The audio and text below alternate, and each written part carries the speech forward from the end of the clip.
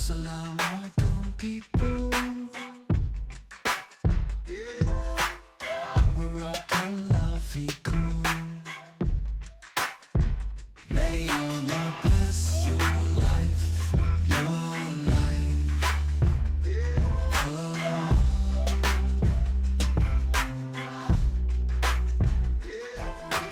Assalamualaikum my friends. Assalamualaikum my love.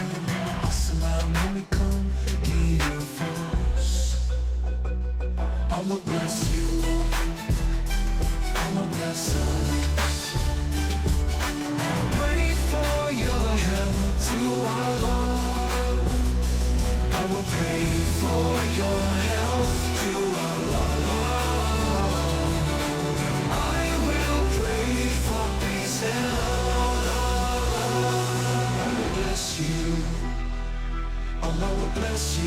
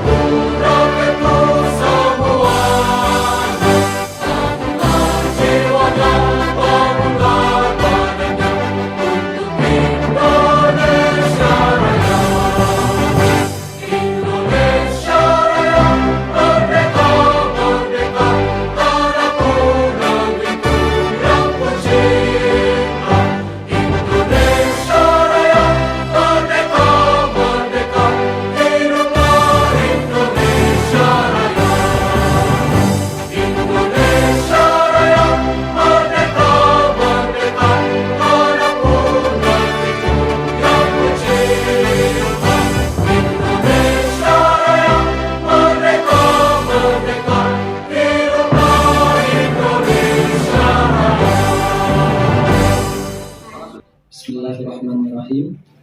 Rabbana zalamna anfusana wa illam taghfir lana wa tarhamna lanakunanna minal khasirin. Rabbana la tuzigh qulubana ba'da idh hadaytana wa hab lana min ladunka rahmah innaka antal wahhab. Rabbana hab lana min azwajina wa dhurriyyatina qurrata a'yun waj'alna lil muttaqina imama. Rabbana la taj'al fitnatan lil ladzina kafaru waghfir lana rabbana innaka antal azizul hakim. Ya Allah, Tuhan yang Maha Pengasih, Hakim Maha Penyayang. Pada hari ini kami berkumpul di acara halal bihalal Dr. Alumi Semanda dalam rangka mempererat tali persaudaraan dan memperkokoh silaturahmi. Anugerahkanlah kepada kami hati yang bersih, penuh kasih sayang, serta jiwa yang lapang untuk saling memahami, menghormati dan memaafkan. Ya Allah, jadikanlah pertemuan ini sebagai pertemuan yang penuh berkah. Perpisahan kami nanti sebagai perpisahan yang Engkau ridhoi, serta jauhkanlah kami dari permusuhan, perselisihan, dan perpecahan. Limpahkanlah kepada kami kesehatan, rezeki yang halal dan berkah, serta bimbinglah langkah kami untuk senantiasa berada di jalan-Mu.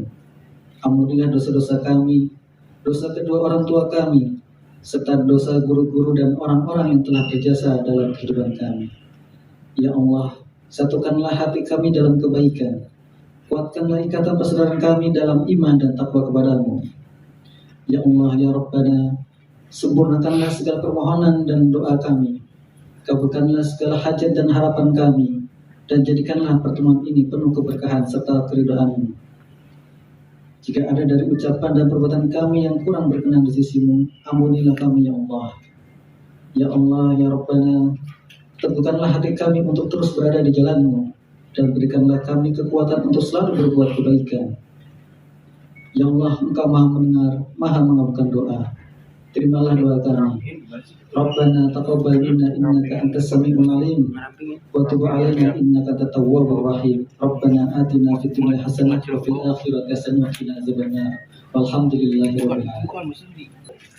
أعوذ بالله من الشيطان الرجيم بسم الله الرحمن الرحيم يا أيها الناس اتقوا ربكم إن زلزلة الساعة شيء عظيم يوم ترونها تذهل كل مرضعة عما أرضعت وتضع كل ذات حمل حملها وترى الناس سكارى وما هم بسكارى ولكن عذاب الله شديد ومن الناس من يجادل في الله بغير علم ويتبع كل شيطان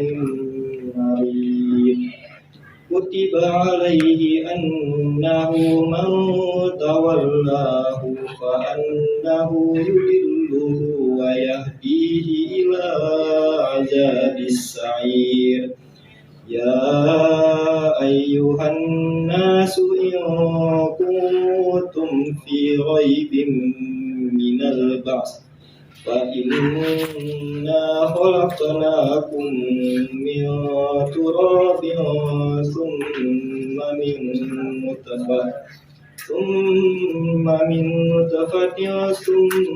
من علقة ثم من مضغة مخلقة وغير مخلقة لنبين لكم وتقر في الأرحام ما نشاء إلى أجل مسمى ثم نخرجكم طفلا ثم لتبلغوا أشدكم ومنكم من يتوفى ومنكم من يرد إلى أرذل العمر لكي لا يعلم من بعد علم شيئا وترى الأرض هامدة فإذا أنزلنا عليها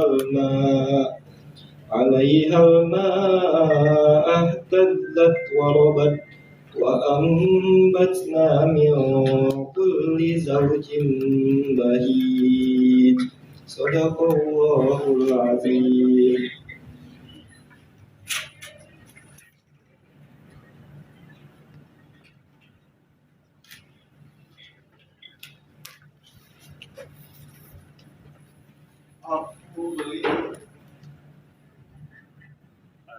Aku berlindung kepada Allah dari godaan setan yang terkutuk. Dengan menyebut nama Allah yang Maha Pengasih lagi Maha Penyayang. Wahai manusia, bertakwalah kamu kepada Tuhanmu. Sesungguhnya guncangan pada hari kiamat itu adalah suatu kejadian yang sangat dahsyat. Ingatlah, pada hari ketika kamu melihat guncangan itu, semua perempuan yang menyusui anaknya akan lalai terhadap anak yang disusuinya. Dan setiap perempuan yang hamil akan keguguran kandungannya. Dan kamu melihat manusia dalam keadaan mabuk, padahal sebenarnya mereka tidak mabuk. Tetapi azab Allah itu sangat keras. Dan di antara manusia yang berdebat tentang Allah tanpa ilmu dan hanya mengikuti para syaitan yang jahat, seperti yang telah ditetapkan terhadap setan, barang siapa yang berkawan dengannya, maka dia akan menyesatkannya dan membawanya ke azab neraka.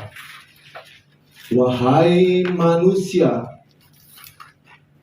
jika kamu meragukan hari kebangkitan, maka sesungguhnya kami telah menjadikan kamu dari tanah, kemudian dari setetes mani, kemudian dari segumpal darah, kemudian dari segumpal daging yang sempurna kejadiannya dan yang tidak sempurna, agar kami menjelaskan kepada kamu dan kami tetapkan dalam rahim apa yang kami hendaki hingga waktu yang sudah ditentukan. Kemudian kami keluarkan kamu sebagai bayi, yang kemudian sampailah kamu di usia dewasa, dan di antara kamu ada yang wafat, dan ada pula di antara kamu yang diperpanjangkan umurnya sampai pikun, sehingga dia tidak mengetahui lagi sesuatu yang dulu telah diketahuinya. Dan kamu lihat, bumi itu kering.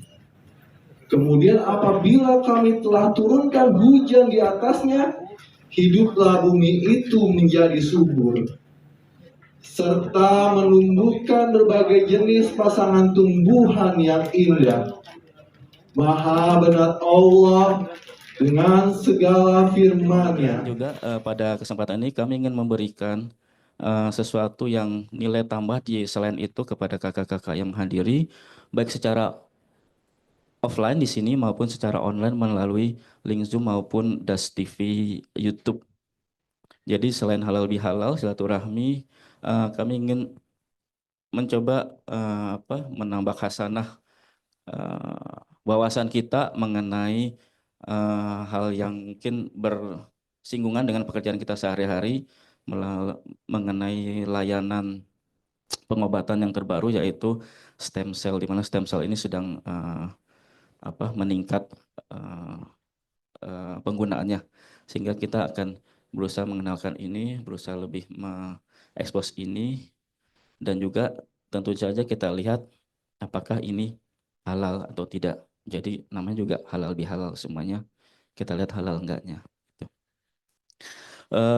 Jadi karena itulah mungkin acara ini kita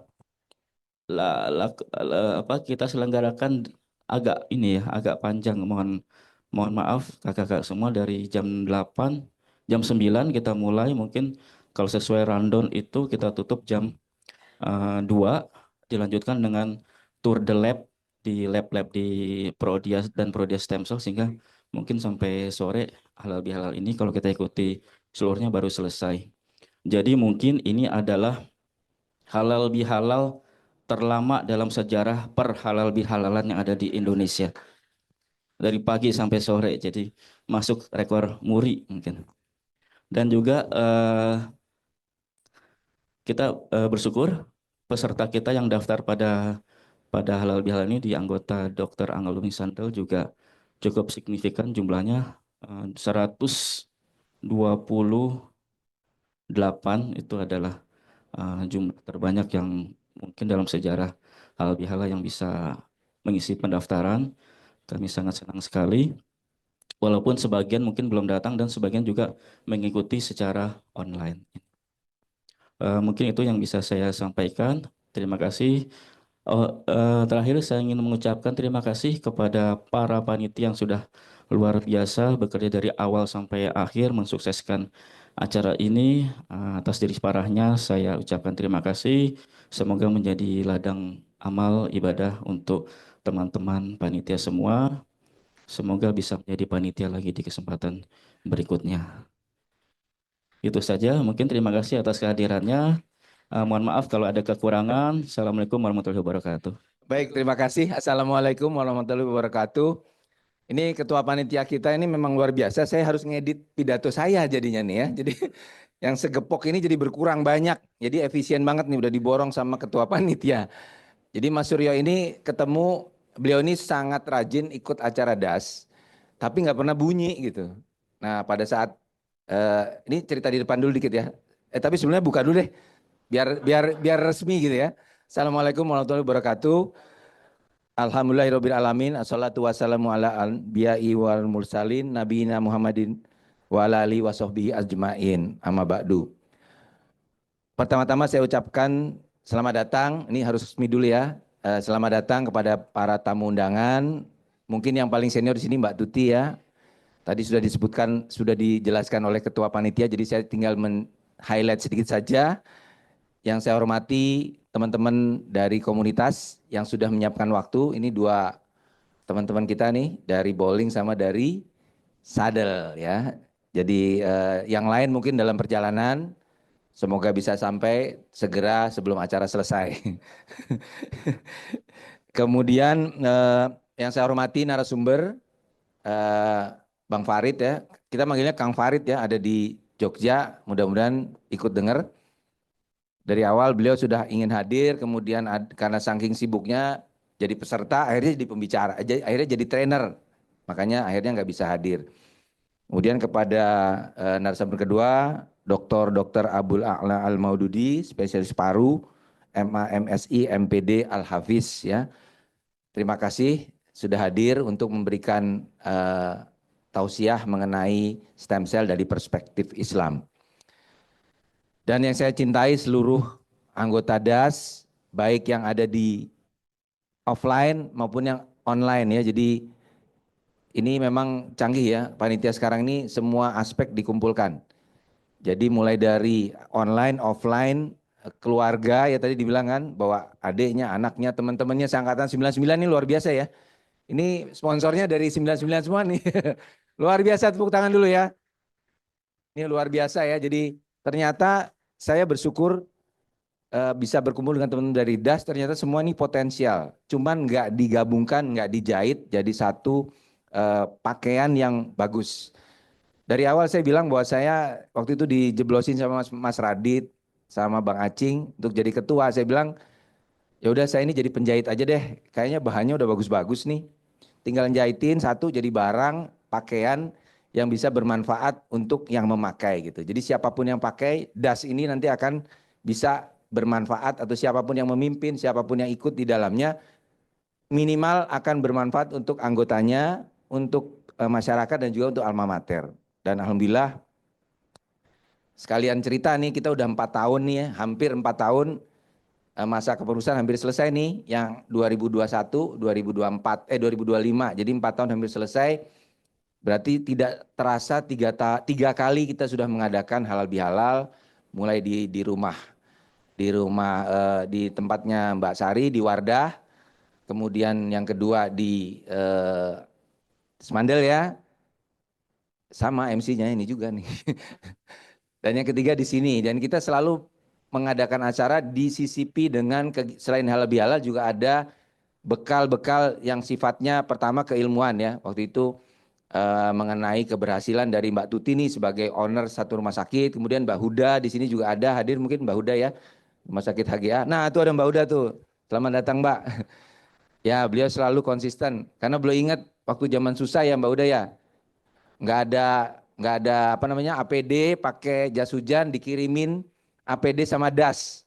Ya jadi waktu itu kita juga belum ada, jadi itu DAS ini entah dari mana datang ngumpul WAG, donasi, kemudian ternyata bermanfaat. Ternyata Mbak Huda tadi ngerasa banget ya, dari jas hujan jadi APD ya Mbak ya. Makanya beliau sangat support kita semua. Juga teman-teman lain mungkin pernah terkirimi barang-barang yang mungkin berguna di waktu itu, yang sekarang mungkin udah taruh di museum ya. Ini Bang Dharma ya. Halo Bang, ketemu. Saya dulu Bang di SOS sama Bang Dharma dulu, saya juniornya. Nah jadi setiap ada halal bihalal pasti ada yang dibawa pulang.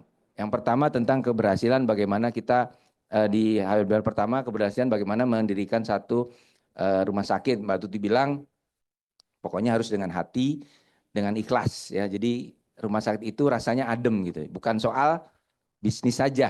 gitu ya. Karena sekarang udah digeser ke industri kesehatan. Sekarang kita balikin lagi ke sosial. Yang kedua kemarin di Semandel itu mengenai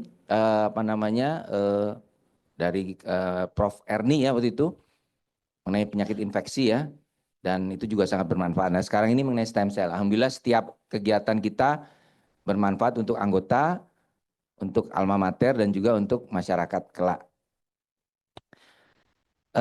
Saya ucapkan terima kasih kepada sponsor, tadi udah lengkap disebutin, saya jadi nggak usah nyebutin, tapi intinya ternyata DAS itu punya sesuatu yang bisa digunakan untuk kepentingan bersama. Jadi nanti ini Mas Suryo ini kebetulan saya temukan secara tidak sengaja.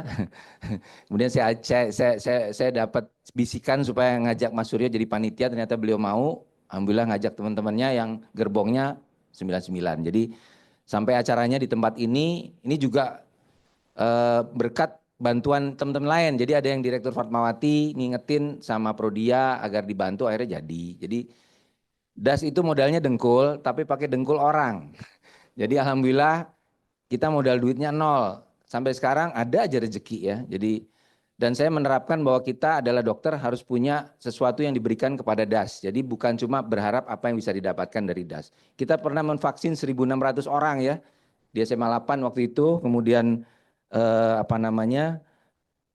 sekarang anggotanya dari 200-an jadi 542 orang. Bayangin 542 orang, komunitas terbanyak di Semandel ya. Tepuk tangan dulu buat DAS ya. Dan alhamdulillah yang hadir hampir kira-kira seperlima ya. 100 orang ya, jadi seperlimanya. Tapi makin lama makin banyak, saya makin senang nih. Mulai dari teman-teman yang dulu hanya dengar-dengar sekilas, sekarang sudah saya terapkan gini. Setiap kita ketemu di acara, kalau tahu dari DAS kita foto aja. Artinya kita ada di mana-mana dan bisa berbuat sesuatu untuk teman-teman yang lain. Kemudian sekarang ini selain yang sudah kita kerjakan adalah pertama memvaksinasi tadi ya 1.000. Kita belum bisa banyak bekerja yang di lapangan karena terus terang hati kita belum ngumpul nih. Bang Acing sampai bilang kita ini bubble gede dulu ya. Hanya di luarnya aja, dari pakai strategi komunikasi, ikutin segala macam cara di medsos. Kita bubble, tapi lama-lama sekarang udah mulai terbentuk isinya. Jadi sudah mulai seperti bola bowling ya. Tadi ada bowling ya. Jadi mulai padat nih isinya, mulai terisi semua. Kita tadinya berdelapan nih formatur nih. Bang Acing ngomongnya 4L nih lo lagi ya Bang. Ini yang lain mana nih? Tapi alhamdulillah ternyata memang target saya 4 tahun ini adalah konsolidasi. Jadi yang paling junior saya justru ingin mengajak mereka, karena sekarang ini terus terang di dunia kedokteran, masa depan adik-adik kita gimana? Kalau kita ini kan udah, kalau pesawat tuh tinggal mau hard landing atau soft landing ya, kita tinggal safety aja selama terbang. Nah adik-adik kita yang lagi naik ini, yang mencari posisi, yang sedang sekolah, yang sedang berkarier, yang jaga 24 jam masih ada kan ya? Ya itu menyedihkan juga dalam arti, saya juga ngalamin dulu, kita ngalamin seperti itu, tapi alangkah baiknya kalau kita bisa berbuat sesuatu pada adik-adik kita, terutama untuk menjamin kepastian karier gitu. Mungkin nanti Mbak Dewi nih akan ikut, dia di ini ya, di rumah sakit ya, Mbak? Nah di KARS, kemudian pokoknya yang berhubungan rumah sakit. Jadi bisa memikirkan bagaimana adik-adik kita ini tertampung. Dan di DAS nanti akan ada loker ya, loker udah jalan nih, tapi belum dikoordinir. Jadi lowongan kerja teman-teman, kita akan lalui itu semua, jaga 24 jam. Dulu saya jaga di klinik yang dimiliki oleh bidan. Jadi dokter koas dulu emang gila ya, kita praktek jaga 24 jam yang punya bidan. Jadi sangat tidak terlindungi itu, tapi bisa hidup ya, dan ilmu kita belajar dari situ. Sekarang udah nggak bisa. Kemudian sekarang sedang kita di sini ada beberapa pejabat-pejabat ya, seperti Direktur Rumah Sakit Darmais, itu Mas Suko, itu angkatan saya. Kemudian Mbak Ade ya, ada Mbak Ade hadir mungkin. Tuh ada Mbak Ade tuh, selamat ya Mbak Ade. Sama Mas Dendi ya, itu dia berdua deh sebelahnya deh. Mbak Ade dulu di Jenakes ya, sekarang di Kolegium. Jadi alhamdulillah saya selalu minta nasihat gimana caranya kita bikin lembaga yang bisa melakukan pelatihan atau namanya LP3 DAS ya, Lembaga Pendidikan dan Pelatihan DAS. itu sekaligus meningkatkan keilmuan dan juga sebagai sumber pendapatan karena cukup besar itu revenue-nya kalau kita bisa mengadakan. Nah, itu sedang kita rintis. Kita mengadakan webinar series. Jadi sekarang webinar series DAS. Seri pertama sudah jalan, pesertanya lumayan di atas 50-an dengan biaya yang cukup murah ya. Nanti ke depan nanti semua ahli-ahlinya ada di sini ya. Karena di medsos itu banyak yang sok jadi ahli gitu loh. Ya, jadi kita sendiri saya aja nggak berani ngomong yang aneh-aneh gitu. Nah, makanya kita DAS harus bisa menunjukkan bahwa kita memang eksis dan kompeten ya. DAS itu kalau ketemu misalnya di RSCM 5 kaprodi, kepala bagian ya, kepala divisi, kepala departemen itu adalah dari DAS. Kemudian di rumah sakit direkturnya dari DAS dan juga pejabat-pejabat lain dari DAS. Jadi artinya kita harus percaya diri bahwa kita kompeten. Yang kedua adalah kita mengadakan DAS Caring and Sharing. Nah, ini upaya untuk berbakti kepada guru-guru kita. Jadi kemarin beliau-beliau tuh mungkin Mbak Bonti yang pegang tahu bagaimana guru-guru kita perhatikan, kita periksa, kita check up dan pokoknya kita perhatikan sebagai muridnya yang sudah pendidikannya sudah lanjut bisa berbuat sesuatu untuk gurunya dan itu sangat berkesan buat mereka. Kita pakai brand name-nya DAS Caring and Sharing. Nanti ke depan kita coba bagaimana murid-muridnya, kita coba bagaimana yang lain, tergantung dari situasi. Dan sebagai penutup mungkin ya, ini ada wajah-wajah baru ya. Jadi Anda adalah energi baru buat DAS ya. Dokter gigi udah mulai banyak yang masuk ya. Jadi DAS itu dokter gigi dan dokter umum. Diharapkan bisa bersinergi untuk membangun sesuatu yang bermanfaat untuk anggota, untuk masyarakat dan untuk alma mater SMA 8. Tadi saya nggak mau, masih kalah panjang sama Mas Suryo kan ya, tapi nggak selucu dia ya. Baik kita tutup dengan pantun ya, karena sekarang modelnya pantun nih. Cakepnya yang keras ya. Oh, belum. Ya ada 10 pantun ya, mohon maaf ya. 1. Naik sepeda duduk di sadel. Oh, disebut tuh ya. Jangan lupa ke menteng atas. Jangan ngaku dokter lulusan Semandel kalau belum bergabung di DAS. Nah, 1 ya, ada 5 lagi ya. Beli rujak di Pasar Cakung. Capek pedas pilihan kita. Mari kita saling mendukung. DAS kita pasti berjaya. Terima kasih. Assalamualaikum warahmatullahi wabarakatuh. Punyanya Prodia ya, Prodia yang tadi sudah disebut-sebut oleh kakak-kakak dan abang-abang kita. Prodia dan Prostem ini adalah yang juga memberikan sponsor untuk akomodasi kita dan memberikan kontribusi juga di acara ini. Ya, terima kasih Prodia. Terima kasih Prodia. Kemudian perlu diingatkan lagi nih mungkin kakak-kakak dan abang, iya dan Prostem nih ya, Prodia Stem Cell. Mungkin kakak dan abang yang sudah masuk ke ruangan diingatkan kembali untuk di ruangan ini tidak boleh mengkonsumsi makanan ya. Jadi mungkin nanti yang mau menikmati hidangan bisa di luar ruangan ya Bang ya? Iya betul. Dilarang makan dan minum di dalam ruangan ini. Jadi mohon ke kesediaannya apabila memang lapar atau haus bisa keluar ruangan dulu. Nanti di luar ada disediakan makanan, minuman. Kemudian nanti kembali lagi ke ruangan sini. Iya, kalau mau ke toilet juga di depan ada Bang. Di sebelah kiri ada toilet untuk perempuan dan di sebelah kanan ada toilet untuk laki-laki. Iya, oke. Dan yang sholat zuhur ya nanti kalau siang ada di lantai 5 dan juga ada di basement. Iya, dan di depan sini juga sudah disediakan ya tadi ya. Masya Allah, akhirnya. Masya Allah. Terima kasih yang sudah menyiapkan. Iya, terima kasih. Kemudian untuk ini kan ada teman-teman kita Bang yang bergabung untuk LMS nih Bang, untuk ikut ke acara seminarnya juga. Jangan lupa LMS. Jadi semacam satu sehat ya Bang. Jadi kalau untuk dokter-dokter ini kan membutuhkan SKP juga. Jadi silakan teman-teman yang bergabung ke LMS silakan untuk mengklik mulai belajarnya ya supaya SKP-nya bisa masuk. Oke. Nah, selanjutnya kita masuk ke salah satu acara yang menarik juga Bang. Iya. Karena di sini banyak hadiahnya, kita mau bagi-bagi hadiah langsung Bang. Dari sekarang nih. Dari sekarang. Betul, karena udah banyak sekali. Iya, kira-kira yang pertama ini kita mau bagi-bagi hadiah untuk yang datang pertama Bang. Nah, siapa ya kira-kira peserta DAS ini yang Datang Datang pertama pertama. sekali ini. Paling pagi Bang, mungkin Paling bantuin awal, buka bahkan ruangan. MC-nya aja belum datang ya. Ya. Yang bantuin buka ruangan Yang mungkin Bang. bantuin buka ruangan prodian. Ya, Siapa oke. nih kira-kira ya Bang? Siapa ya? Siapa yang kira-kira merasa, wah saya pertama nih datangnya nih ya. Siapa tuh Bang? Ya, ternyata tercatat di sini yang datang pertama adalah Dokter Mardani Roseno. Yeay. Gimana nih, Yeay. Dokter Gembong? Rumahnya di mana nih? Datang paling awal nih. Sekarang.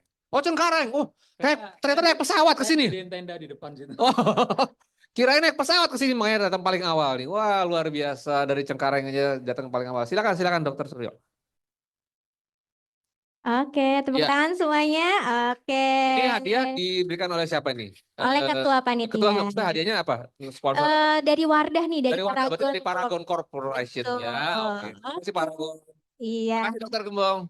Sudah datang paling awal. Nanti berarti pulangnya paling akhir ya berarti ya? Oh iya. Diingatkan lagi door prize-nya Iya. ada apa Bang? Logam mulia nih Bang. Logam mulia juga ya. Karena kan datang paling awal, pulang paling akhir kan? Tentu Kita bukan saja. FIMO ya, Philo. Philo, apa tuh First Bang? in, last out. Oke, ya. First in, last out. Oke, kita mau pantun lagi boleh nggak Bang? Oh iya, pantun. Ini Oke. karena kita sebentar lagi mau masuk ke mulai acara ini ya. Iya, pantunnya boleh. Masuk pantunnya, tolong cakep dan cantiknya ya. Iya. Jago berenang seperti ikan. Di lautan samudra yang begitu luas. Sama-sama. Mari sekarang kita saksikan rangkaian acara di Halal Bihalal Das. Ya, kita masuk ke sesi acara yaitu Materi inti, penyampaian materi tentang geser dan aplikasi stem cell nih Bang. ya oleh Profesor Dr. Ahmad Farid, spesialis bedah saraf. Assalamualaikum warahmatullahi wabarakatuh. Alhamdulillahirrabbilalamin, segala puji bagi Allah Subhanahu wa Ta'ala telah mempertemukan kita semua dalam suasana yang penuh dengan keberkahan. Ini dalam rangka Halal Bihalal Semandel tanggal hari Ahad ya, hari ini hari Ahad tanggal 28 Syawal 1446 Hijriah. Belajar dari ketua panitia. Yang bertepatan pada tanggal 27 April 2025. Kita akan memasuki sesi yang sangat menarik dan transformatif. Di sini kita menyambungkan cakrawala syariah dengan realitas klinis yang juga ada inovasi teknologi kedokteran saat ini. Izinkan saya memperkenalkan narasumber kita. Beliau adalah sosok inspiratif senior kita, seorang dokter bedah syaraf yang sekaligus peneliti di bidang regeneratif medicine. Yang kiprahnya juga kita sama-sama tahu, Profesor Dr. Ahmad Farid MD, spesialis bedah saraf konsultan, PhD Fix DA BRM. Saat ini beliau mengabdi sebagai staf divisi neurotrauma dan intensif, juga staf divisi neuroonkologi, dan sekretaris working group stem cell di FK Universitas Pajajaran. Beliau juga aktif di Rumah Sakit Pendidikan Universitas Pajajaran, Jatinangor, Jawa Barat, dan prestasi akademiknya luar biasa, abang kita. Meraih PhD dari Jepang, menyelesaikan fellowship di University of Tokyo, Todai, di Jepang, juga Hannover University di Jerman, dan juga New York University di Amerika Serikat. Dan tercatat juga sebagai diplomat American Board of Regenerative Medicine. Nah, pagi ini beliau akan mengupas terkait dengan stem cell dan juga terapi sekretom. Nah, kita sudah sama-sama paham, namun di sini kita lebih ke arah syariah perspektif and clinical application. Nah, di sini berhubung Prof. kebetulan tadi sudah disampaikan oleh Ketua Panitia sedang kegiatan di Jogja. Pagi yang cerah di akhir Ahad. Berbagi ilmu bersama Abang Prof. Farid. Ya. Das bahas stem cell bukan sekedar hebat, tapi juga nonton bareng yang bikin kita semakin solid. Solid. Enggak ya. Assalamualaikum warahmatullahi wabarakatuh. Pertama-tama saya ucapkan terima kasih kepada akang-akang, teteh-teteh, kolega yang telah mengundang saya, terutama dari Ketua Panitia ya, Kang Suryo Bantolo, spesialis neurologi. Terima kasih atas kesempatannya untuk memberikan suatu refreshing pada kita semua pada acara halal bihalal Dr. Alumni Semandel kali ini yang temanya diamanatkan kepada saya yaitu Stem Cell and Secretome Therapy, Syariah Perspective and Clinical Application. Dan sebelumnya saya juga memohon maaf tidak bisa hadir secara fisik bersama akang-akang teteh-teteh sekalian karena kebetulan saya ada tugas di luar kota. Mudah-mudahan ini tetap memberikan kehangatan dan sesuai dengan temanya kita saling memaafkan dan bersilaturahmi. Baik, saya Farid, saya dari Departemen Bedah Saraf, Fakultas Kedokteran Unpad, Rumah Sakit Unpad di Jatinangor.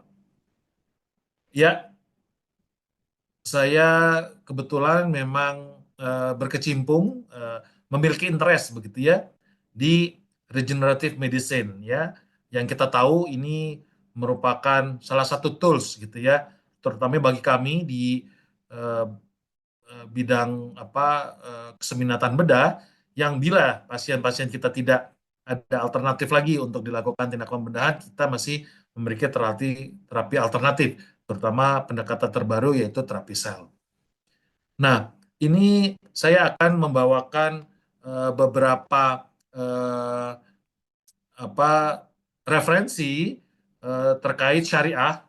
Ini dikeluarkan oleh Majelis Ulama Indonesia tahun 2020 terkait penggunaan stem cell atau yang kita kenal dengan sel punca untuk tujuan pengobatan. Di mana Allah berfirman bahwa apabila kita manusia sakit, maka Allah lah yang menyembuhkan, gitu ya. Kemudian Allah juga menjelaskan hal-hal apa yang diperbolehkan pada kondisi gawat darurat, yaitu pada surat Al-Baqarah, sesungguhnya Allah hanya mengharamkan bagimu bangkai, daging, babi, darah, dan binatang yang disembelih tanpa menyebut nama selain Allah. Namun apabila kondisi ini terpaksa, jadi konteksnya dalam keadaan life saving, itu atau hal-hal haram tersebut dapat diperbolehkan. Karena sesungguhnya Allah Maha Pengampun lagi Maha Penyayang.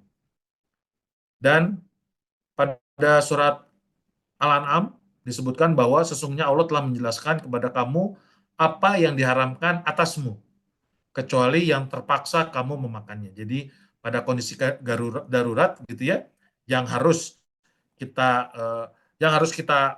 pergunakan atau kita makan atau kita pakai, namun itu life saving, itu diperbolehkan.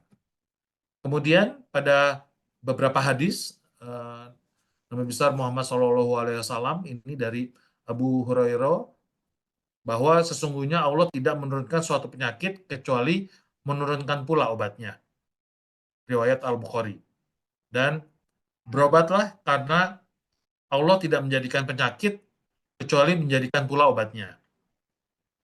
Kecuali suatu penyakit yaitu tua renta. Jadi degenerative disease itu tidak bisa di stop, tetapi bisa diperlambat. Tapi dia pasti akan datang begitu ya. Dan dari Abu Darda, ia berkata, Rasulullah SAW bersabda, sesungguhnya Allah telah menurunkan penyakit dan obat bagi setiap penyakit. Maka berobatlah dan janganlah berobat dengan yang haram. Ini riwayat Abu Dawud. Nah, kita coba refresh sedikit apa itu stem cell. Kita mungkin sudah banyak mengenal, yaitu sel yang masih sangat muda, begitu, yang belum berdiferensiasi. Dia bisa berdiferensiasi bila dalam keadaan tertentu, dan ciri khasnya dia bisa menjadi diri dia sendiri, membelah menjadi diri dia sendiri, atau dia keluar dari lingkungannya menjadi sel yang dewasa yang bisa menjadi beberapa jenis sel. Nah, yang kita sudah sangat pahami adalah potensinya memang sangat baik begitu, namun kembali lagi kapan sel tersebut diisolasi. Semakin muda dia semakin memiliki sifat pluripotent yang bisa berubah menjadi trigerm layer. Tapi pada bahasan kali ini nanti saya akan lebih banyak bercerita tentang plasenta yang memiliki potensi sel-sel stem cell yang bisa diperbanyak dan bisa dipergunakan untuk beberapa terapi alternatif penyakit-penyakit tertentu. Ya, dan potensi yang terbaik itu sebetulnya yang dimiliki oleh embryonic stem cell. Apa itu embryonic stem cell? Yaitu di mana pada saat zigot dan ovum kita ketemu, dia akan membelah menjadi 2, menjadi 4, menjadi 8. Nah, pada fase itu, pada fase blastosit, kalau blastosit itu kan dia ada cangkangnya, kemudian dia ada sel di dalamnya. Nah, sel yang di dalamnya itu yang kita sebut dengan inner cell mass. Ini yang saya tunjuk dengan kursor nih, kalau terlihat ya. Nah, inner cell mass itu bila diambil, cangkangnya dibuang, dan sel inner cell mass ini kita taruh di petri dish, ini dia akan menjadi embryonic stem cell yang potensinya bisa menjadi 3 germ layer, ectoderm, mesoderm, endoderm. Ditaruh di mata jadi mata, ditaruh di otak jadi otak, ditaruh di tulang jadi tulang, begitu ya. Tetapi ini bukan yang tertinggi. Yang tertinggi itu adalah tutipotent. Tutipotent itu embrio pada fase awal yang tidak diambil inner cell mass-nya. Dia akan menjadi individu. Kalau untuk embryonic stem cell, dia tidak menjadi individu, tapi dia akan dapat menjadi 3 germ layer. Ini yang nanti pada beberapa negara dan beberapa penganut kepercayaan yang diharamkan begitu untuk diberikan sebagai terapi. Baik, kalau kita lihat yang tadi blastosit itu segede apa sih gitu ya? Karena untuk dokter-dokter kebidanan gitu ya, obgyn yang memperdalam tentang fertilitas, ini akan sangat paham gitu. Bayi tabung begitu ya, mereka mempersiapkan blastosit untuk disimpan kemudian untuk nanti dipergunakan dalam proses reproduksi. Nah, ukurannya sangat kecil gitu ya, ini memang harus menggunakan mikroskop. Kalau ini kita umpamakan pakai dime-nya koin Amerika begitu ya, itu kurang lebih kalau ditaruh blastosit itu sekecil mata di gambar yang ada di koin tersebut begitu ya. Di matanya Roosevelt ya, itu sekecil itu ya, harus menggunakan mikroskop. Nah, sekarang industri banyak melirik plasenta karena plasenta ini memang ya sebetulnya ini kan kita anggap sebagai limbah rumah sakit ya. Kalau sudah lahir plasenta dibuang. Kalau zaman dulu kita kubur dibawa ke rumah, tapi sekarang rasanya anak-anak muda hanya ngambil 10-15 cm gitu ya umbilical cord-nya, terus ditaruh di kasa, diamplopin, bawa pulang begitu ya. Sisanya ditaruh di rumah sakit, nanti rumah sakit bingung. Banyak tikus, banyak kucing gitu ya, nguburnya juga menggunakan biaya yang tidak murah. Jadi beberapa industri, sebagian besar kosmetik biasanya memanfaatkan begitu ya. Kalau kita lihat ada amnionnya, ada chorion amnion itu yang menghadap ke bayi ya, chorion itu yang menghadap ke ibu, kemudian ada plasenta, di dalam plasenta yang ulir umbilical cord-nya itu di dalamnya ada Wharton's gel yang sangat baik gitu ya sebagai mesenchymal stem cell nantinya. Kemudian ada umbilical cord blood-nya juga. Jadi blood-nya juga punya potensi yang baik. Kesemuanya ini nanti yang akan diisolasi dan diperbanyak di industri untuk allogenik gitu ya. Disiapkan bankingnya bisa dipergunakan oleh banyak individu seperti bank darah begitu. Tidak harus dari satu orang ke orang tersebut, tetapi dari satu orang bisa ke banyak orang. Ya, ini kita punya beberapa data di Bandung. Kebetulan saya waktu pulang dari Jepang, saya memang minatnya ke neural stem cell, tapi begitu pulang tidak banyak yang tahu dan alatnya tidak banyak. Jadi saya disarankan oleh guru saya, mungkin ada yang kenal, Prof. Tono Juwantono di Bandung, ahli fertilitas. Udah aja, Rit, pakai aja plasenta, kan dasarnya sama ilmu sel ya. Jadi saya beralih sedikit mempelajari tentang sel punca dari plasenta, drive plasenta begitu. Kita ambil tuh, yang paling kiri itu diambil dari air ketuban.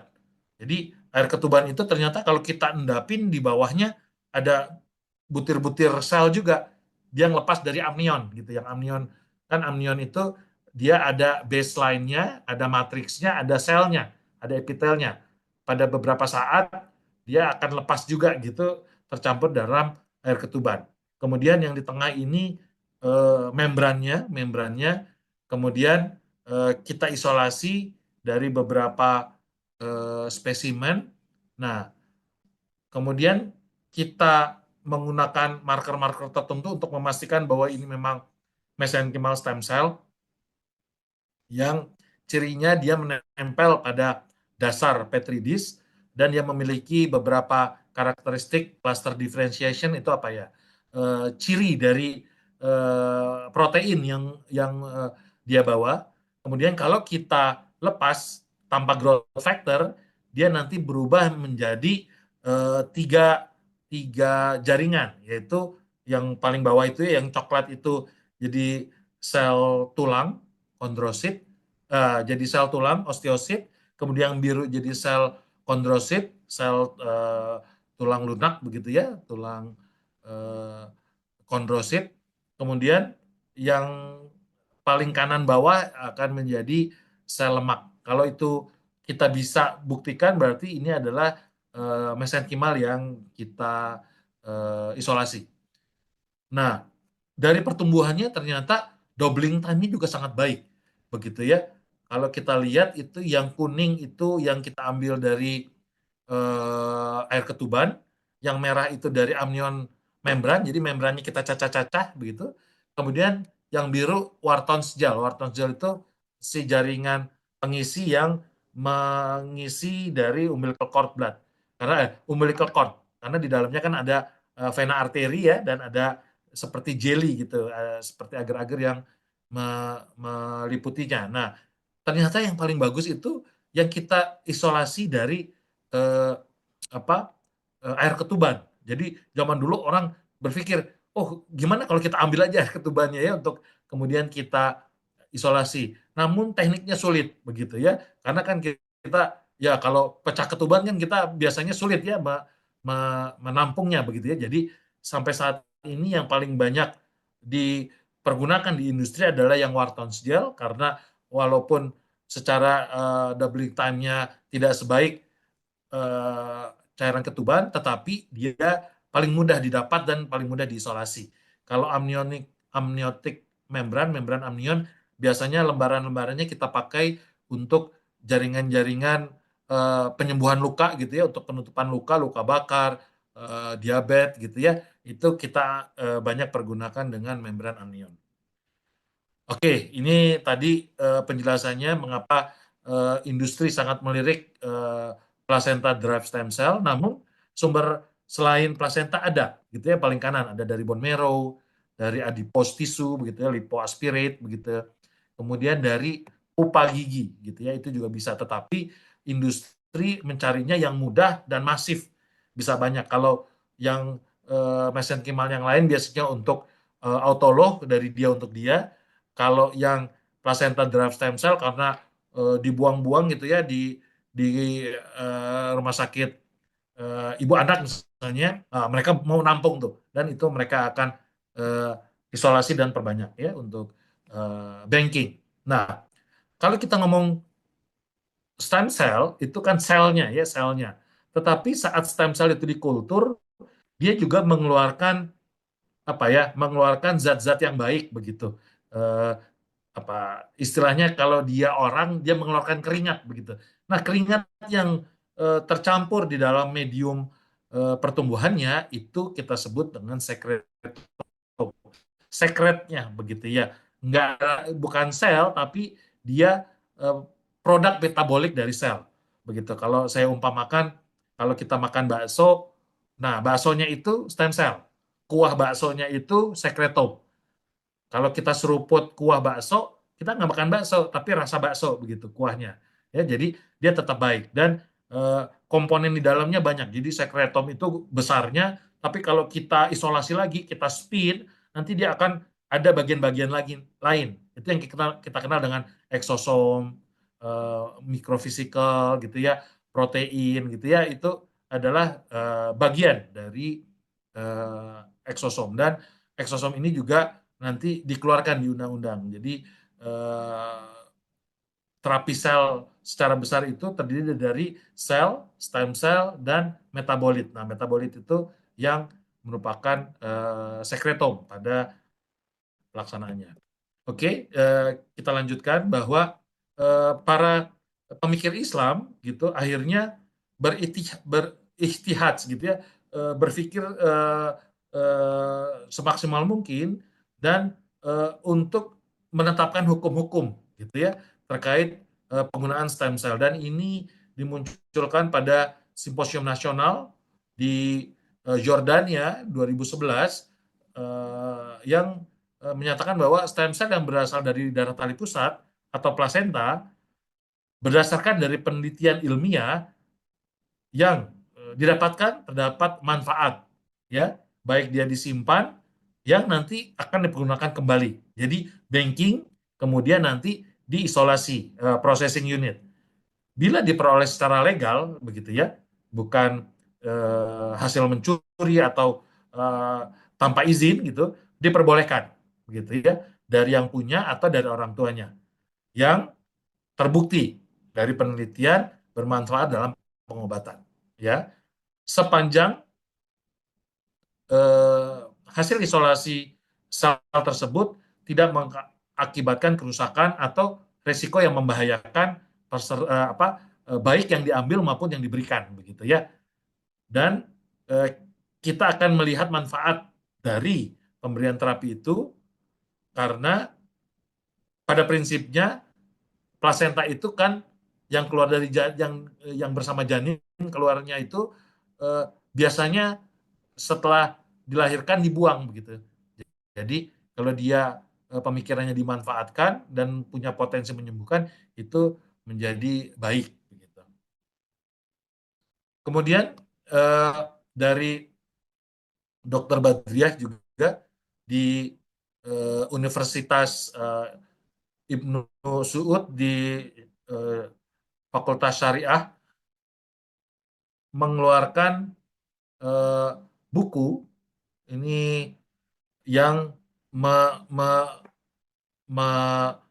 menyatakan bahwa diperbolehkan memperoleh stem cell dari air ketuban yang tadi itu amniotic fluid jika orang tuanya mengizinkan atau yang punya tubuhnya mengizinkan dan tidak membahayakan baik ibu dan janin gitu. Jadi bukan gara-gara mau ngambil cepat-cepat diambil tapi jadi membahayakan ibu dan janinnya, itu tidak diperbolehkan.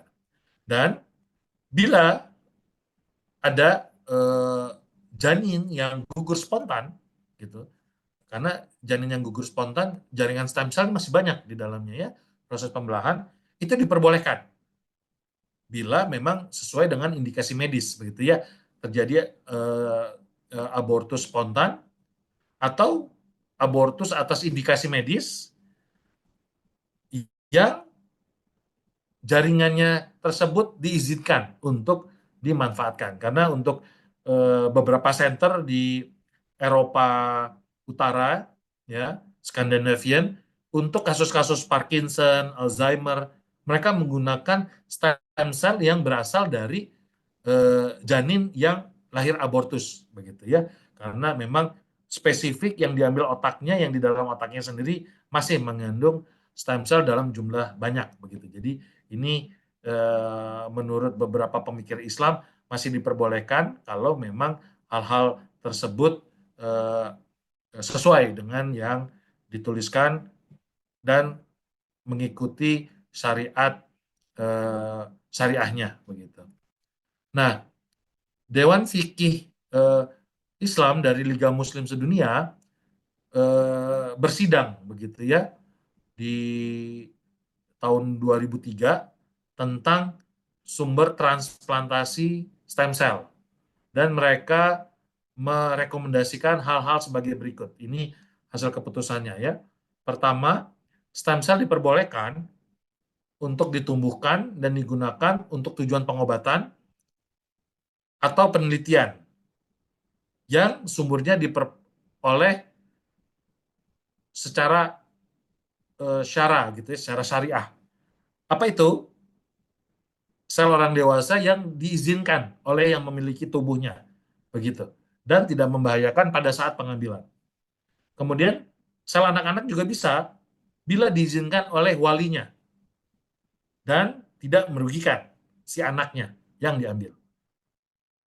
Dari plasenta, tali pusat, bila diizinkan oleh yang memiliki atau yang mewakili. Kemudian untuk janin yang spontan aborsi atau dengan alasan terapi diizinkan oleh syariah, maka boleh dipergunakan dan itu akan diharapkan bermanfaat begitu nantinya ya. Atau ini sel dari embrio yang berlebihan di proyek inseminasi buatan. Jadi kalau biasanya Obgyn fertility itu untuk menyampaikan bayi tabung, blastositnya nggak cuma 1 atau 2 begitu ya, 8, 10 begitu. Nanti yang diambil mungkin 2, 3 gitu yang ditanam ya. Kalau gagal nanti ambil lagi begitu ya. Kalau kelebihannya sudah tidak dipergunakan dan diizinkan untuk dilakukan pengambilan stem cell-nya, si embrionya, maka ini diperbolehkan begitu ya. Tapi tidak boleh untuk penelitian-penelitian yang sifatnya reproduksi atau cloning. Jadi tujuannya untuk terapi begitu. Kalau memang pun itu asalnya dari IVF, itu tujuannya harus untuk terapi. Nah, kedua, tidak diperbolehkan memperoleh dan menggunakan stem cell kalau sumbernya dilarang. Apa aja itu tadi yang di atas. Kalau janin diaborsinya sengaja, kemudian tidak mendapat izin, kemudian tujuannya untuk cloning, ya itu jelas ya, tidak diperbolehkan. Kemudian ada penjelasan juga dari tokoh stem cell ini dari anti-aging medicine ya, Dr. Saifuddin, pengurus pusat dari Reja Selindo. Ini adalah organisasi keseminatan yang akan mengawal terapi, jadi dokter-dokternya yang menggunakan stem cell, bahwa penggunaan stem cell untuk mengobati penyakit dengan menggunakan stem cell pada organ yang rusak, ini pendekatannya dikenal dengan cell-based therapy. Jadi alternatif lain ya. Kalau biasanya kita organ yang lebih besar, kita sekarang punya pendekatan yang lebih mikro, yaitu cell-based therapy. Kemudian saya kebetulan waktu itu diminta pendapat gitu untuk dimuat di fatwa MUI, dan saya menjelaskan apa itu embryonic stem cell, bagaimana proses menciptakannya, dan kalau ini diambil menjadi embryonic stem cell line, dia tidak akan menjadi individu. Dia hanya akan menjadi beberapa jenis sel. Kalaupun itu tidak kita drive atau kita arahkan, dia akan menjadi teratom. Itu ya, sel tumor yang di dalamnya ada 3 germ cell. Ada rambutnya, ada kulitnya, ada otaknya begitu ya. Itu yang dimaksud dengan embryonic stem cell line gitu ya. Dan kemudian dikeluarkan peraturan Kementerian Kesehatan 32 tahun 2018 ya, tentang penyelenggaraan pelayanan sel punca atau sel ini di bawah Komite Sel Punca Nasional, yang kebetulan saya merupakan bagian dari timnya dengan diketuai oleh Prof. Amin Subandrio. Ya, oke. Dan dari fatwa NU itu memutuskan ada beberapa ketentuan umum, ada ketentuan khusus yang mengikat berdasarkan hukum, yang intinya penggunaan stem cell apapun adalah haram bila satu berasal dari blastosit atau embryonic stem cell. Jadi untuk embryonic stem cell memang masih sangat ketat regulasinya, kemudian dari janin yang keguguran, janin yang sengaja digugurkan untuk tujuan pengobatan tetapi manfaatnya belum jelas begitu ya. Jadi ya akan ada main suntik-suntik ya, apa manfaatnya begitu ya. Itu masih dianggap belum bisa dimanfaatkan. Jadi harus terbukti evidence based. Kemudian yang dilarang lagi dengan tujuan merubah bentuk tubuh.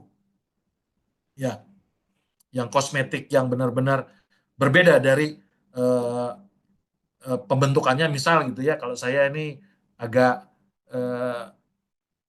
mendelep gitu ya hidungnya, tuh saya mau yang indah begitu ya. Nah, itu yang masih belum diperbolehkan karena merubah dari bentuk awalnya. Kemudian dengan tujuan jual beli yang sangat menguntungkan begitu ya. Bukan mengganti ongkos produksi tapi ada keuntungan di belakangnya, itu yang tidak diperbolehkan. Dan untuk tujuan cloning ya. Mubah hukumnya bila untuk pengobatan penyakit, rekonstruksi dan riset. Serta rekomendasinya adalah pemerintah, tenaga medis dan masyarakat diminta menggunakan fatwa MUI ini sebagai pedoman.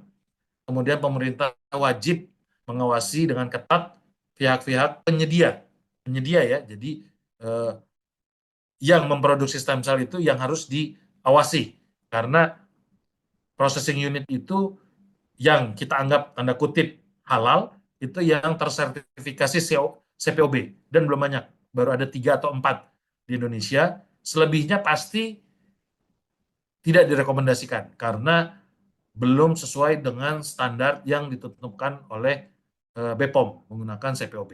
Itu hati-hati ya. Jadi penyedianya bukan hanya potensinya baik, tapi penyedianya selnya juga harus human grade begitu ya.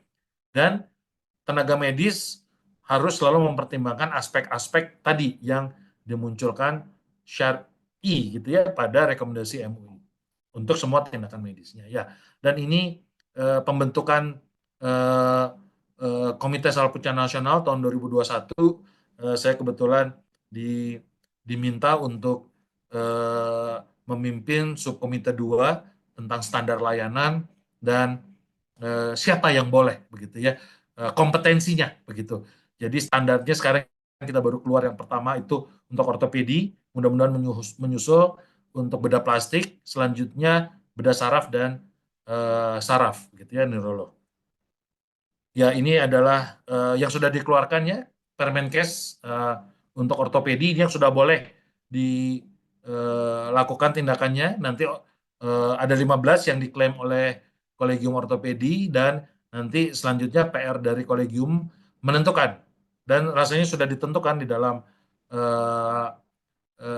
standarisasi Capman ini, siapa saja yang boleh, ortopedi mana saja yang boleh melakukan 15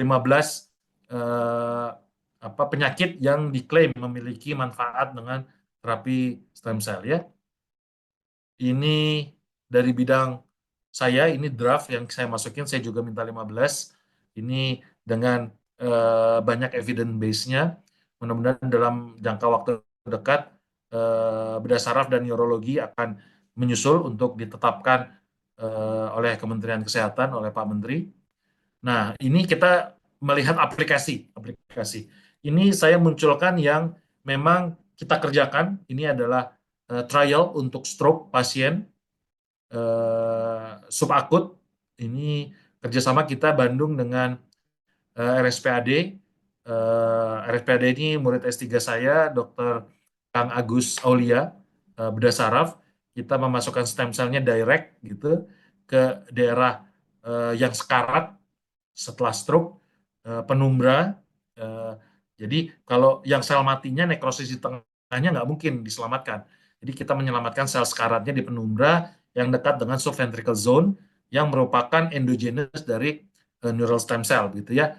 Ini kita sudah kerjakan ya, sekarang udah hampir 20 pasien ya, mudah-mudahan kita akan mendapatkan hasilnya. Kalau dari perbaikan gitu, mungkin nggak akan 100% kembali begitu ya, tapi dari NIH SS score dan Rankin modified score-nya kita temukan banyak perbaikan, terutama pada pasien-pasien stroke yang usianya lebih muda karena sekarang banyak pasien stroke yang usianya muda ya. Kemudian ini kita juga ada trial untuk HIE, hypoxic ischemic encephalopathy, yang dianya jadi tantrum, atrofi, hipoksik berat begitu ya, minum obat-obatan banyak gitu ya untuk kejang. Nah itu bisa kita sedikit ada perbaikan klinis.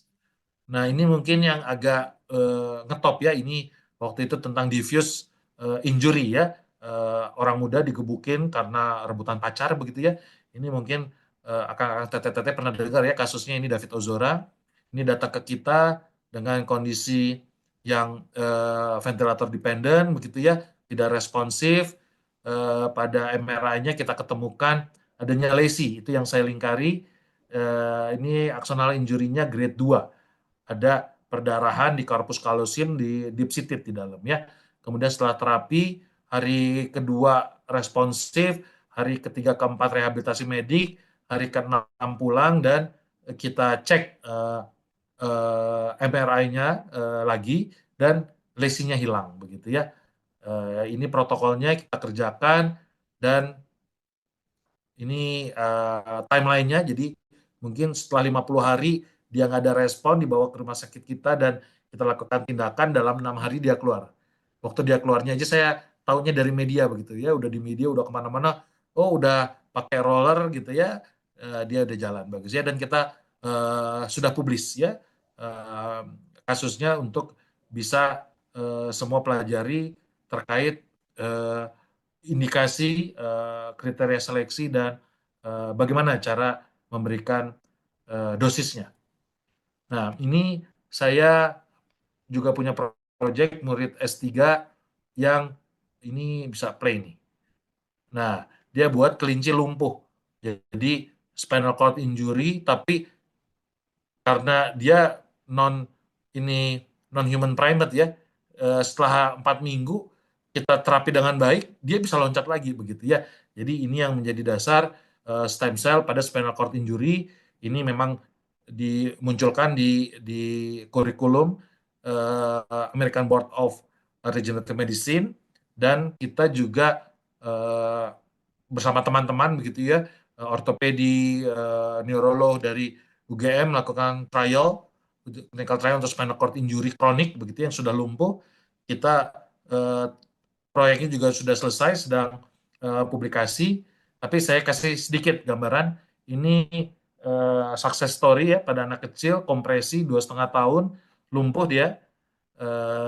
Ini saya putar ya, 2,5 tahun dari torakal 3, 5, ada lesi, ada kompresi, ada mielitis, kompresi kronik, dia lumpuh. Dia nggak bisa gerakin dua-dua kakinya, otonomnya hilang. Dia kencing segala macam, itu tidak terkontrol, tidak ereksi. Kalau dia mau gerakin tangan, mau gerakin kaki, pakai tangannya. Ya, ini saya majuin sedikit. Nah, kalau jalan dia seperti tentara begitu ya, merayap. Dan kita lakukan operasi, dekompresi, kemudian terapi pertama sebulan dia datang klonus. Ya, dia mainin otot jempol, dia tadinya kalau dia gendong dia nggak bisa ngejepit pahanya ke ibunya, biasanya jatuh gitu ya. Nah ini dia bisa jepit ya, kemudian yang lebih gembira lagi dia bisa ereksi. Nah dia klonus, refleksnya keluar, dan ya itu refleks tuh ya, dan dia ereksi gitu ya, jadi otonomnya ada perbaikan ya.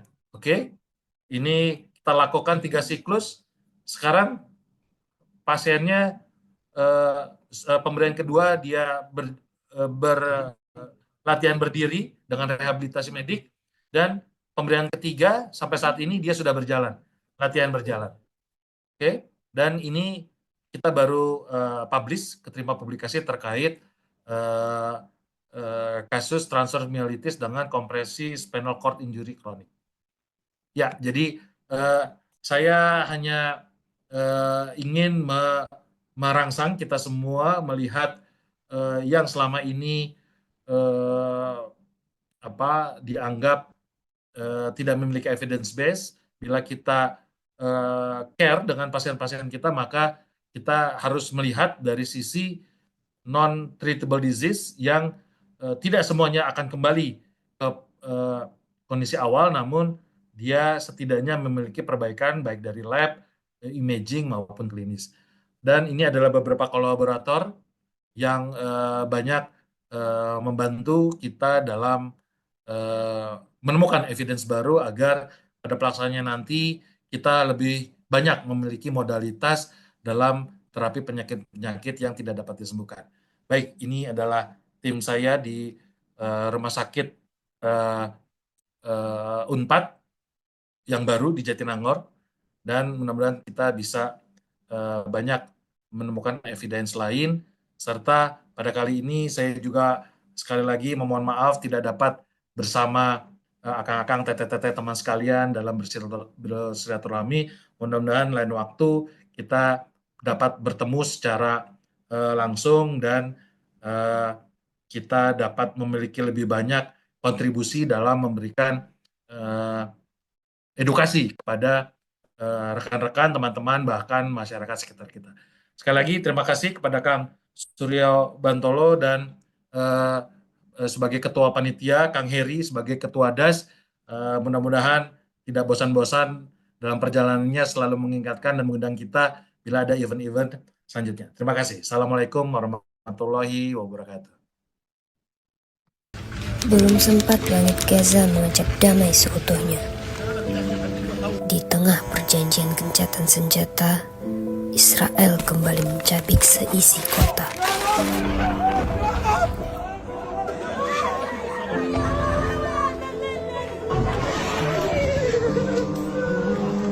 Gaza menjadi korban genosida terbesar dalam sejarah. Serangan mematikan diluncurkan penjajah dari Gaza Utara hingga Rafah di selatan. Tak ada yang luput dari teror yang dikirim tanpa henti. Genosida yang terjadi selama 17 bulan sebelumnya kini terulang kembali. Ratusan nyawa melayang dalam hitungan detik.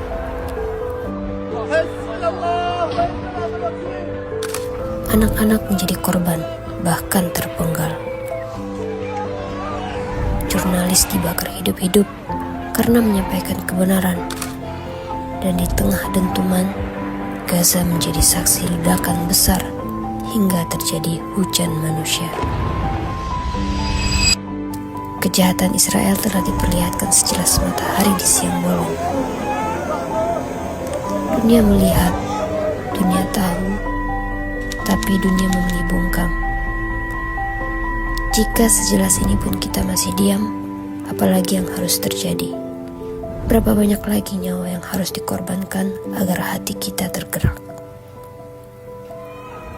Diam kita adalah izin bagi penjajah untuk melanjutkan kejahatan.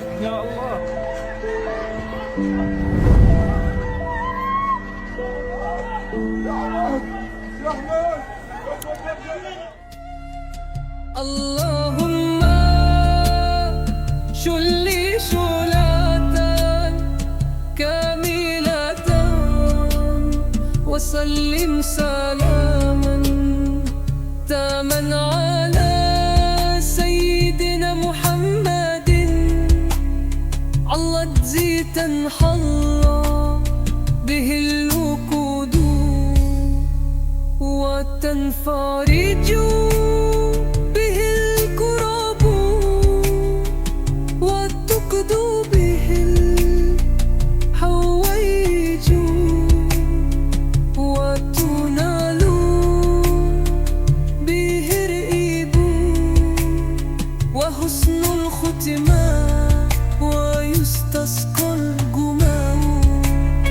بوجهه الكريم وعلى آله وصحبه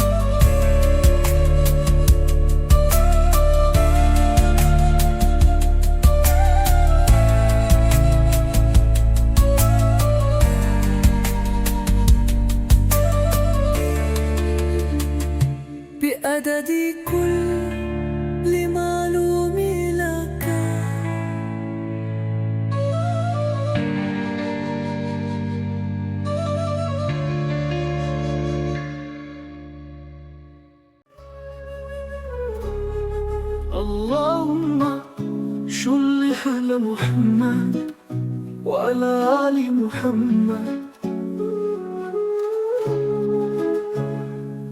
كما صليت على آل إبراهيم وبارك على محمد وعلى آل محمد كما باركت على آل إبراهيم في العالمين إنك حميد مجيد.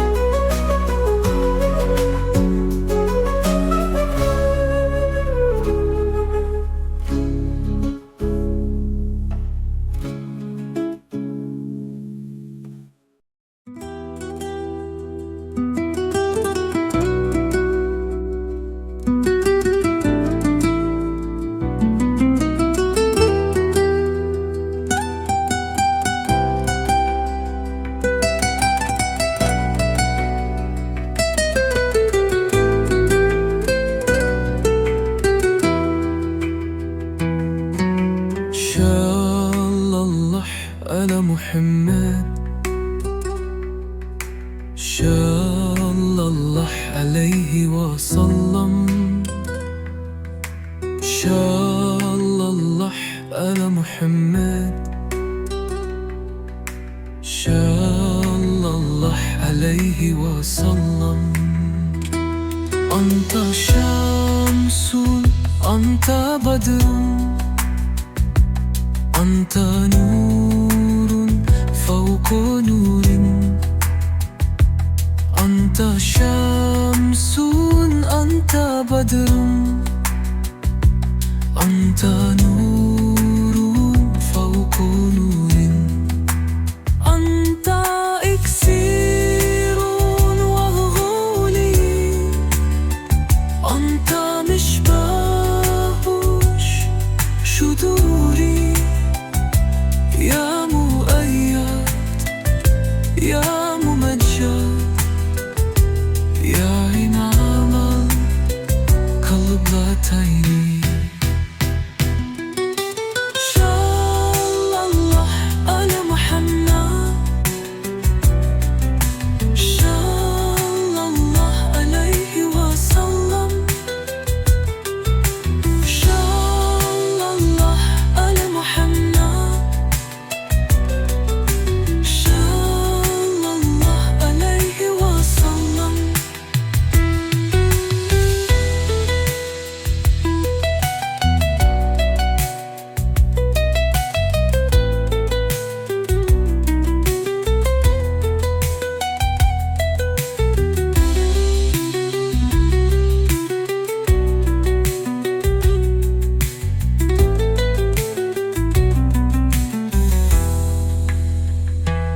أنت شمس أنت بدر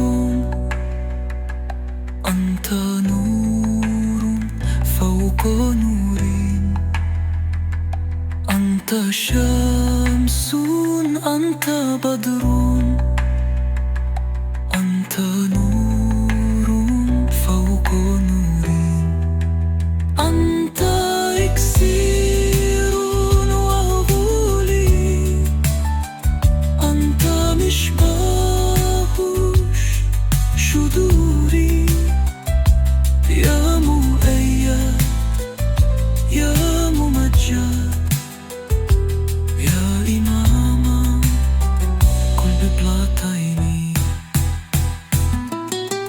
صلى الله على محمد صلى الله عليه وسلم صلى الله على محمد صلى الله عليه وسلم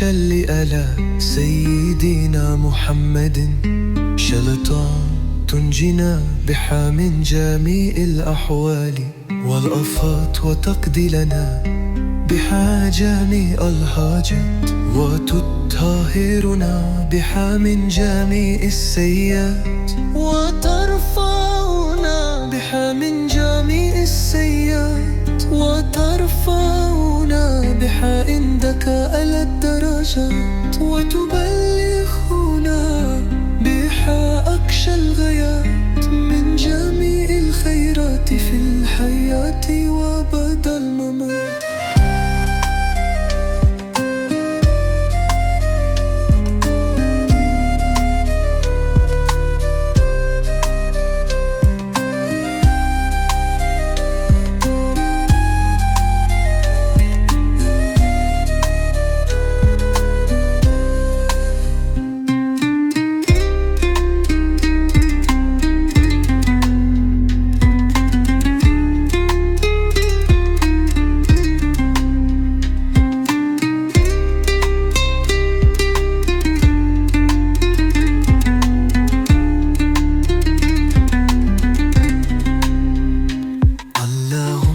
صل على سيدنا محمد شلطان تنجينا بها من جميع الأحوال والآفات وتقضي لنا بها جميع الحاجات وتطهرنا بها من جميع السيئات وترفعنا بها من جميع السيئات وترفعنا بها عندك على الدرجات وتبلغنا بها أقصى الغايات من جميع الخيرات في الحياة وبعد الممات.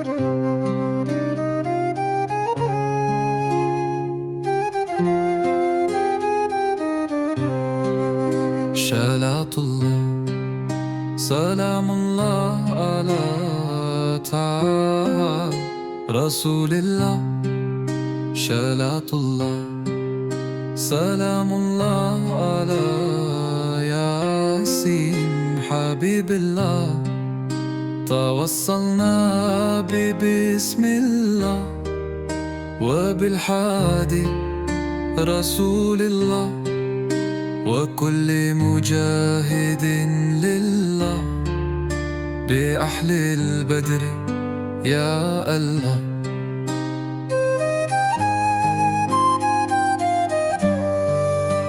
إلهي سلم الأمة من الآفات والنقمة ومن حام ومن غمة بأهل البدر يا الله. إلهي نجنا واكشف جميع أذيات وارف مكائد الإذى والطف بأهل البدر يا الله. إلهي نافس الكربى من العشين والأتباع وكل باليات ووباء بأهل البدر يا الله. فكم من رحمة والشلات وكم من سلوة فالشلات وكم من نيمة ووباء بأهل البدر يا الله.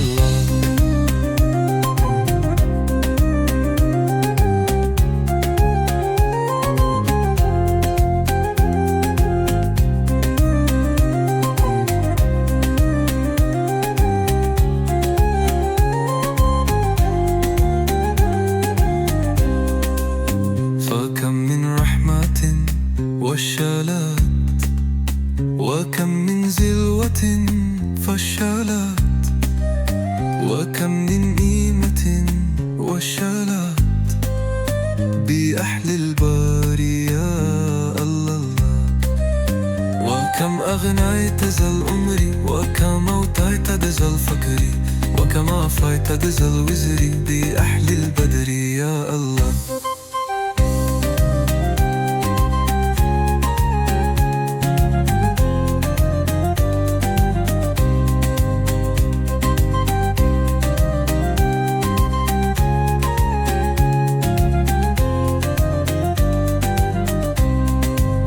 لقد لا أطهر الأنبي جامع الأرض لما رحبي فأنجي من البلاء الشابي بأحلى البدر يا الله آتينا طالبي رفتي وجل الخير والسد فوسمينة الأيدي بأحلى البدر يا الله